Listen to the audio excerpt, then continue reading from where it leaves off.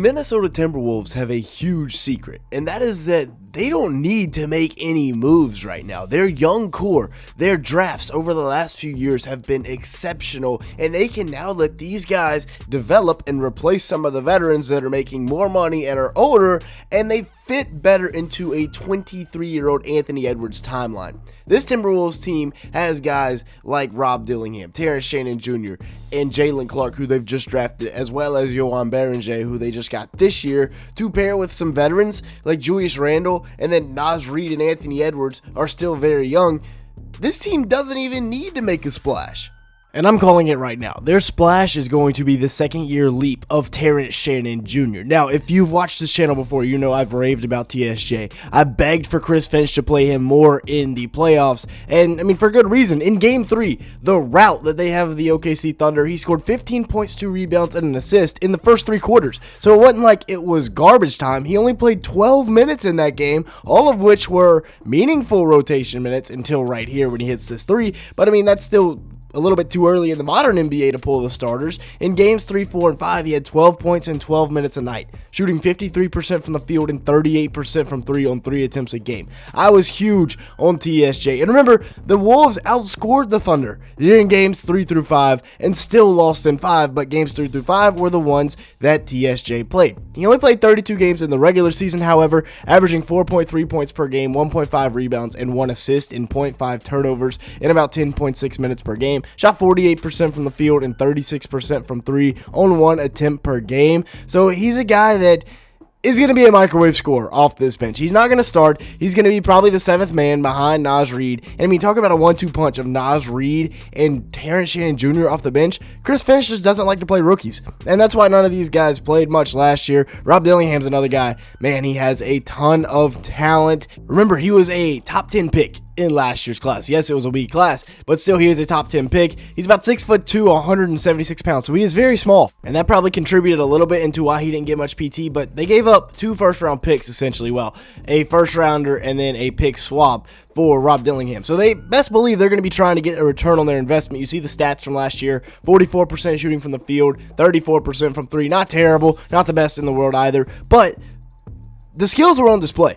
The talent, the upside was on display when he got his chances in 49 games last year, like this one against the Jazz, where he was straight cooking. I mean, we had a little bit of a stretch there where guys were missing time. Julius Randle, Dante DiVincenzo, guys like that were missing time, and we got to see some Rob Dillingham, some Jalen Clark, some Terrence Shannon Jr., and they look good.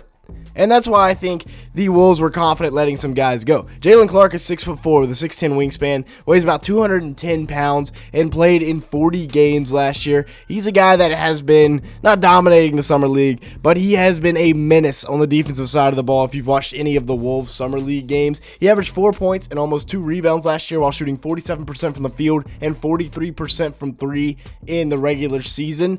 He's a guy that can shoot the 3 ball, and he was a very late first-round pick out of UCLA, but he has a ton of upside. He's still very young. He can defend. He's got good arms, very strong base, almost like a Lou Dort type of player. And then who can forget Yoan Bearing, who they just drafted, who is an absolute monster on the defensive side of the ball. Yes, that was sped up a little bit, but I mean, just watching Bearing play, watching him fight through these screens, chest up V's Misi, who is a second-year player, and just absolutely put him in jail. And remember, this is his first Summer League game.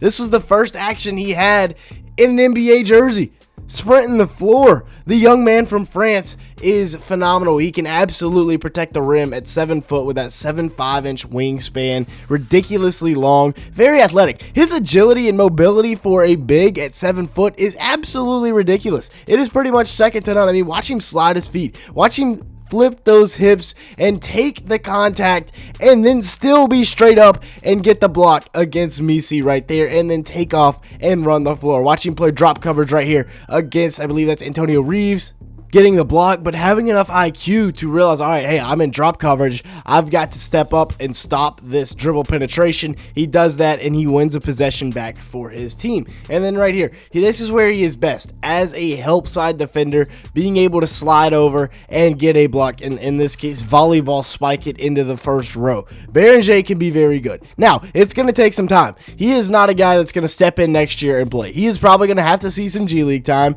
Yes, his first Summer League game was absolutely ridiculous and had some Wolves fans being delusional. He had 11 points, 8 rebounds, 7 blocks, 2 assists, or 2 steals and an assist, and he did all that in 23 minutes, which is ridiculous, but like I said, he's not going to be a guy that plays every day next year. He is going to be maybe some spot minutes here and there. His offense right now is limited to just catching the ball and dunking it, essentially. But the Wolves really wanted him. They reportedly tried to trade up to ensure they could get Bearing, so that is a good sign. That is a sign they are willing to develop this guy. And I mean, there's not 7-footers growing on trees that have the athleticism and mobility that this guy's got. However, they still have a 4-time Defensive Player of the Year in Rudy Gobert on their team. And Gobert, who will only be 33 next year, still has a couple of good years left in the tank at least. So, yeah.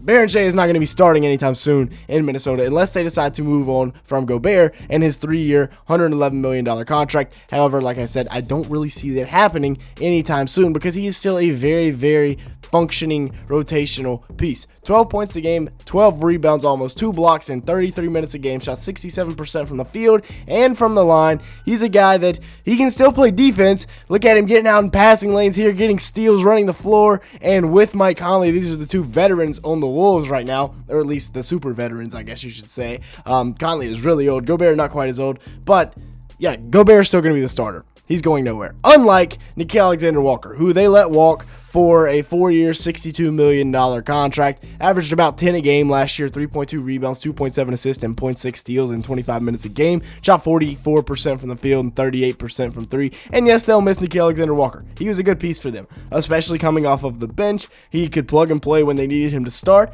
However, he really showed up in the Western Conference Finals, and that's where he made his money. He averaged 12 points a game, 2.6 rebounds, 2.6 assists, and shot 41% from the field.